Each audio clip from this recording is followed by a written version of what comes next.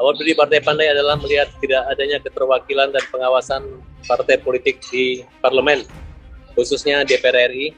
Di Indonesia hanya ada partai nasionalis dan agama, tapi nggak pernah bicara upah.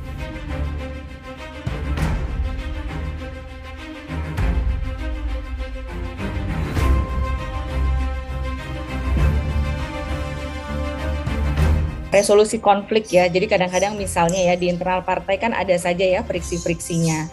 Nah, salah satu bentuk penyelesaian konfliknya terkadang adalah dengan membuat partai baru. Jadi misalnya ada friksi kemudian terbelah, daripada berkonflik terus di internal partainya ya lebih baik membentuk partai baru.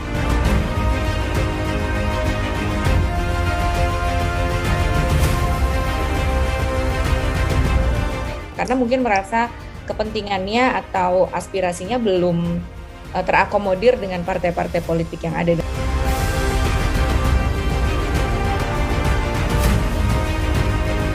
Kalau dulu cuma SBSI, sekarang selain SBSI, 4 konfederasi besar di Indonesia, Serikat Buruh, di sini partai buruh.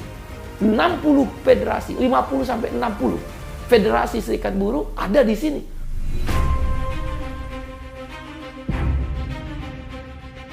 Keluar Undang-Undang Omnibus Law, itu kan produk parlemen.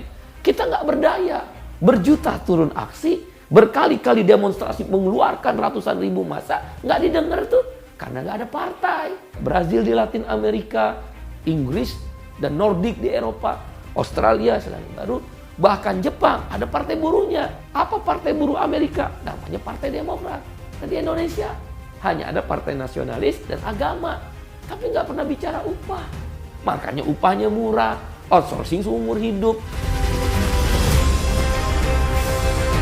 Awal berdiri Partai Pandai adalah melihat tidak adanya keterwakilan dan pengawasan partai politik di parlemen, khususnya DPR RI maupun DPRD provinsi dan daerah. Dan ketidakberpihakan yang dialami oleh rakyat Indonesia saat ini membuat kami bersama dengan teman-teman yang ada saat ini untuk membuat satu partai politik, ya, karena yang merupakan satu-satunya partai yang memberi peran porsi para wanita untuk duduk di parlemen maupun dalam kekuasaan 50%, tidak 30%. Karena selama ini perempuan cuma 30% yang jadi cuma 18%.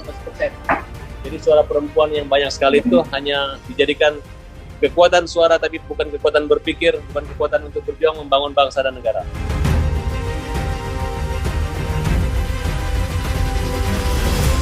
Kalau dibandingkan dengan negara lain, kayaknya Indonesia yang cukup berat ya, berat dalam artian tadi ya banyak aturannya gitu ya, saringannya banyak, biayanya juga besar gitu ya untuk punya kantor. Kan partai di Indonesia itu langsung dituntut untuk jadi partai yang besar secara nasional, tidak didorong tumbuh dari bawah gitu ya. Misalnya partai itu tumbuh dulu misalnya di kabupaten kota. Ikut dulu di DPRD kabupaten kota gitu ya. Kalau kemudian dia terbukti dapat kursi lalu naik lagi ke provinsi, lalu naik lagi ke RI gitu ya. Misalnya seperti itu.